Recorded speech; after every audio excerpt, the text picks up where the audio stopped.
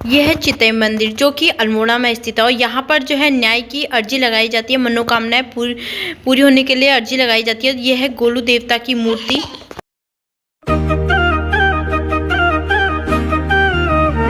Hello दोस्तों, good morning. कैसे हो आप सभी? आशा करते हैं सभी लोग बहुत अच्छे होंगे, खुश होंगे, मस्त होंगे। तो दोस्तों आज के ब्लॉग की शुरुआत मॉर्निंग के 10 बजे से हो रही है। तो दोस्तों अभी ना हस्बैंड ऑफिस चले गए हैं और वैदू को मैंने वॉकर में बैठा दिया क्योंकि मुझे ना परेशान कर रहा था।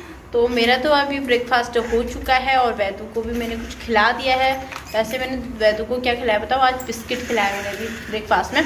तो वैदू ने इतना परेशान करता है, इधर उधर सामान वॉकर में बैठा के भी सारा सामान गिरा रहा है। तो दोस्तों आज ना हम लोग कुछ अलग सी वीडियो बनाने वाले हैं, यानी कि व्लॉग में आज मैं बताने वाली हूँ अपने उत्तराखंड के बारे में। ये देखो, ये इसकी रफ्तार देखो आप। तो दोस्तों मैं ना आज अपने उत्तराखंड के बारे में आपको बताने वाली हूँ ब्लॉग के थ्रू। मैंने सोचा कि मैं उत्तराखंड की और मैं अपने उत्तराखंड के बारे में ब्लॉग में ना बताऊँ, ऐसा हो सकता है क्योंकि कुछ लोग उत्तराखंड के होंगे तो कुछ लोग बाहर के होंगे, तो जो उत्तराखंड के बारे में नहीं जानते होंगे तो मैं उन्हें कुछ अलग सी आज वीडियो के थ्रू मैं अपने उत्तराखंड के कुछ टॉपिक के बारे में बताऊंगी। टॉपिक क्या है मतलब? तो दोस्तों मैं अपने उत्तराखंड से रिलेटेड आज मैं एक मंदिर के बारे में बताने वाली हूँ। तो वीडियो में एंड तक ज़रूर बने रहिएगा। अगर वीडियो पसंद आए तो प्लीज़ लाइक करना, शेयर करना, कमेंट्स करना। और मैं ना काफ़ी दिनों से देख रही हूँ कि मेरे व्यूज़ बहुत कम आ रहे हैं। कोई बात नहीं, मेहनत करूँगी, मेहनत कभी ना कभी सफल ज़रूर होगी मेरी। तो दोस्तों चलो शुरू करते हैं ब्लॉग।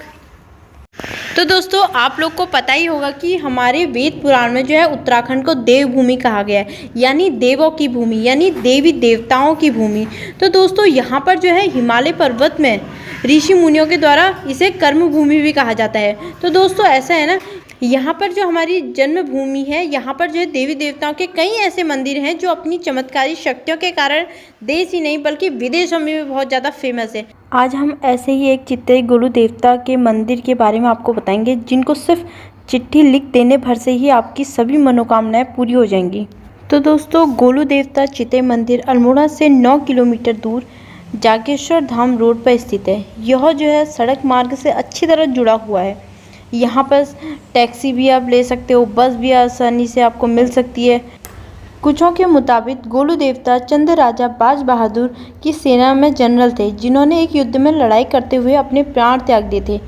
उन्हीं के समान चितई मंदिर की स्थापना की गई माना जाता है, जिसे गोलू देवता के नाम से मंदिर बनाया गया है। कहा यह भी जाता है कि 12वीं सदी में चंद्रवंश के सेनापति ने इस मंदिर का निर्माण कराया था। हालांकि ये मंदिर कब बना, कैसे बना, किसने बनवाया, इसका कोई ऐतिहासिक प्रमाण नहीं है।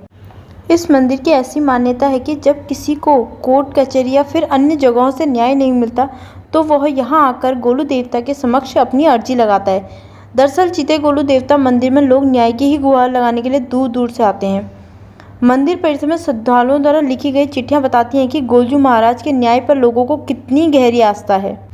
गोलू देवता यानी कि ग्वाल देवता, जो ग्वाला भी कहा जाता है, जिसका अर्थ है गायों को चराने वाला। गोलू देवता के बारे में यह कहावत बहुत ज़्यादा फेमस है कि यदि आप पवित्र गाय के गले में घंटी बांधते हैं तो उसकी ध्वनि एक पवित्र मंदिर की 1000 घंटियों के बराबर होती है। उनका मानना था कि सभी 33 करोड़ देवी देवता एक ही मंदिर में समाहित हैं, इसलिए गोलू देवता के भाई बहन कलवा देवता भैरव के रूप में है और गढ़ देवी शक्ति के रूप में है। इसलिए कुमाऊं के बहुत करीब स्थित चमोली के गांव में गोलू देवता को प्रमुख देवता यानी कि इष्ट कुल देवता के रूप में भी पूजा जाता है।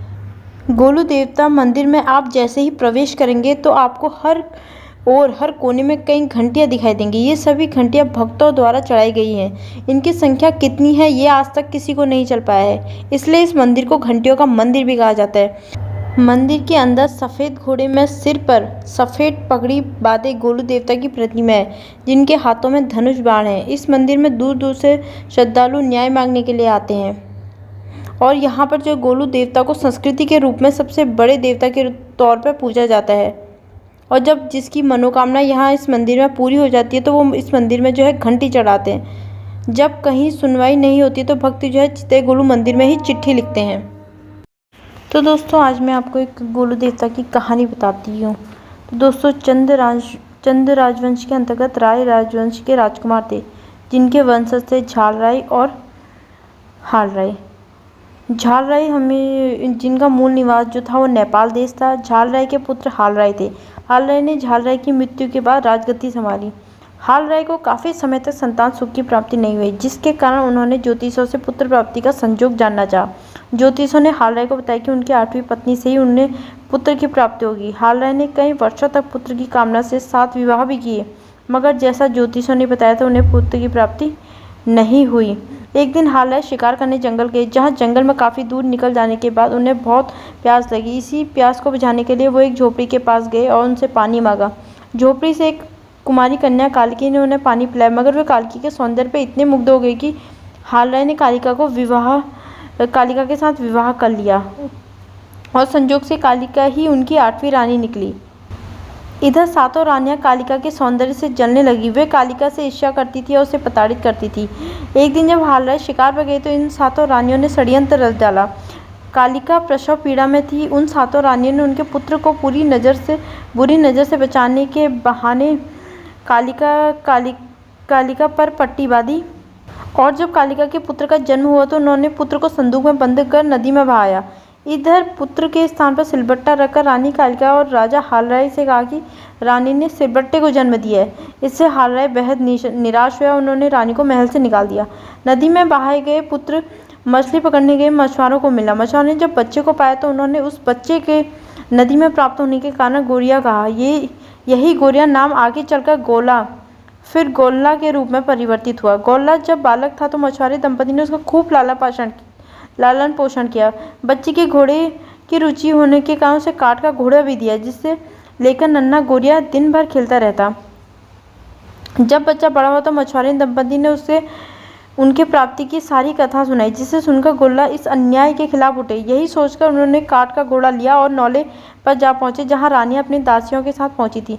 गोल्ला ने काठ के घोड़े से पानी पीने को कहा, जिस पर वे सब हंसने लगे। गोल्ला को ये करते देख रानियों ने कहा, काठ का घोड़ा भला कैसे पानी पी सकता है? तो गोल्ला ने जवाब दिया, जिस तरह एक स्त्री सिलबट्टे को जन्म देती है, ठीक उसी प्रकार। यह बात धीरे धीरे आग की तरफ फैल गई और राजा को भी अपनी मूर्खता अंदेशा हुआ। रानियों ने सारे षड्यंत्र को हालराय के सामने उजागर किया तो राजा को सत्य का बोध हुआ। उन्होंने अपने पुत्र गोल्ला और पत्नी कालिका को सम्मान सहित अपने महल में ले गए। तो कहते हैं कि गोल्ला ने राजपाट संभाला और न्याय को सर्वोपरि रखा। वे अपने सफ़ेद घोड़े पर बैठकर जहाँ जाते वहाँ न्याय पंचायत बिठाकर लोगों को उनका हक दिलाते। तो दोस्तों उसके बाद जो है सभी कुमाऊं की सेना का नेतृत्व करके गोरखा युद्ध में शहीद हुए। तो उनको सम्मान देने के लिए चंदों ने उनके मंदिर की स्थापना अल्मोड़ा में करी और उन्हें देवता स्वरूप मानकर उन लोग उनकी पूजा करने लगे। तो दोस्तों ये थी एक छोटी सी कहानी जो मैंने आपको सुनाई है। और गोलू देवता के अधिकतम जो मंदिर है वो उत्तराखंड के कुमाऊं क्षेत्र में ही है। वैसे इसके अलावा जो है चंपावत, घोड़ाखाल और ताड़ीखेत अल्मोड़ा में भी गोलू देवता के मंदिर स्थित हैं। तो इस कारण ये बहुत ज़्यादा फेमस है। बड़ी दूर दूर से लोग यहाँ आते हैं, घंटी चढ़ाते हैं, जिसकी मनोकामनाएं पूरी होती हैं वो घंटी चढ़ाते हैं। और ये बहुत प्राचीन काल से ये मंदिर है। और कहीं सुनवाई, अगर न्याय की सुनवाई नहीं होती है तो लोग जो है चिते गोलू मंदिर में अर्जी लगाते हैं अपनी न्याय की। तो दोस्तों अब मैं अपने ब्लॉग को यहीं पर ही एंड करूंगी। और कैसा लगा आपको मेरा ये ब्लॉग? तो दोस्तों ये उत्तराखंड के अल्मोड़ा में स्थित एक चिते गोलू देवता मंदिर है। और वैदू ये देख सकते हैं मस्ती कर रहा है। तो दोस्तों वैदू ने ना भी बिस्किट खाया है। तो दोस्तों ये मंदिर काफ़ी फेमस मंदिर है और यहाँ पर न्याय की गुहार लगाई जाती है। मैंने भी बहुत बार मंदिर गई हूँ और मैंने भी यहाँ पर मनोकामनाएं की अर्जी दी है बहुत बार, और मेरी मनोकामनाएं भी पूरी हुई है। तो दोस्तों आप भी यहाँ पर अपनी मनोकामनाओं की अर्जी लगा सकते हैं और न्याय पा सकते हैं। तो वैदू भी अब बहुत परेशान कर रहा है, तो व्लॉग को यहीं पर ही एंड करते हैं। और अच्छा लगा हो तो मुझे कमेंट्स लिख के ज़रूर बताना, ताकि मैं इसी तरह आपको अपने उत्तराखंड के बारे में बताते रहूं। तो तब तक के लिए चलो बाय बाय।